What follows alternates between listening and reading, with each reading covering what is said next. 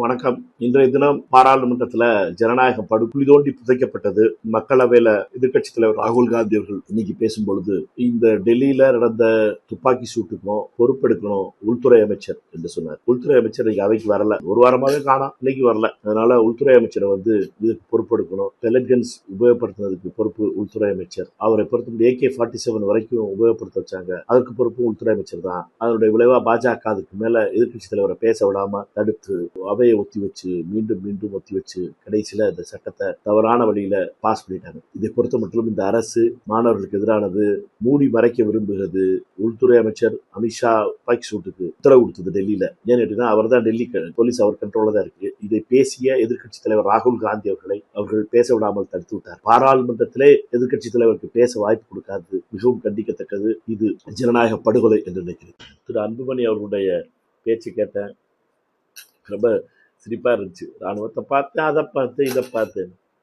நான் கேட்கறது என்னன்னு கேட்கிறேன் உங்கள்கிட்ட கேட்கறது என்ன கேட்டுக்கிட்டு இருக்கேன். மத்திய அரசு, மோடி அரசு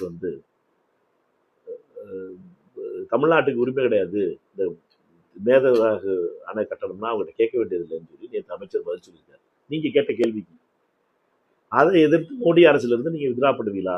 ராஜ்யசபால ஆதரவு வித்ரா பண்ணுவீங்களா? ஒரு ஆள் தானே இருக்கீங்க, வித்ரா பண்ணுவீங்கன்னு கேட்டீங்கன்னா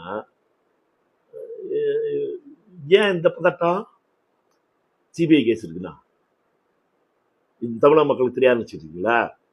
தனியாக நிற்க வேண்டிய காங்கிரஸை பற்றி நீங்கள் எப்படி பேசணும்? நம்மளும் ஏடிஎம் கேட்ட தொங்கி பிஜேபி கிட்ட தொங்கி அரசியல் பார்த்துட்டு இருக்கோம். 4 MLA ஜெயிக்கிறதுக்கு ஏடிஎம் கிட்ட பிஜேபி கிட்ட கதை ஓட்டி ஏன் இதெல்லாம் காங்கிரஸ் பற்றி பேசி?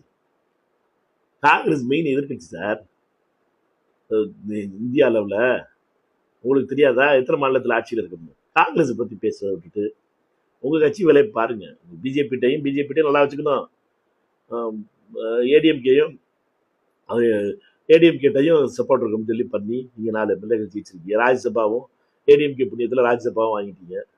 அதனால கேட்ட கேள்விக்கு பதில் சொல்லுங்க. மோடி அரசு மேகதாதுல தமிழ்நாட்டுக்கு பேச உரிமை கிடையாதுன்னு சொல்லியிருக்கு. அதை எதிர்த்து மோடியிடம் சொல்ல போறீங்களா? அதை கண்டிச்சு அந்த அரசாங்கத்துக்கு கொடுத்துருக்க ஆதரவை வாபஸ் வாங்குவீங்களா? ராஜ்யசபால பதில் சொல்லுங்க மிஸ்டர் அன்புமணி.